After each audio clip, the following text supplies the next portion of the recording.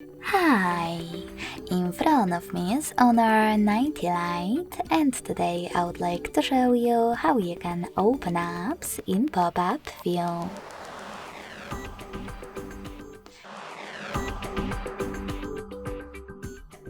First of all, you need to tap on one of your apps that you wish to use in this view, like Chrome. Then access it in the background. In order to do that with Tricky's navigation, you can click on this square button. Now tap on this little icon at the top right corner of your app. And as you can see, now I can use it in this little window. In order to move it around, hold this line at the top and drag it. To resize it, hold one of its corners, then adjust it, and when you find the perfect size, let go.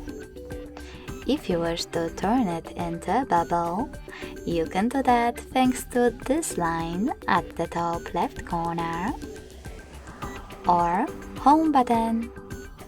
Now you can access your window by tapping on the bubble. You can also close it by holding the bubble and dragging it to the bin icon. When the bin is red, let go. In order to use your app, overlay the other one, click on the other one and enjoy both. In order to use it in full screen view, you can tap on this button at the top left corner or drag the lower line all the way down, then let go. You can also close your app by clicking on this X at the top right corner of it.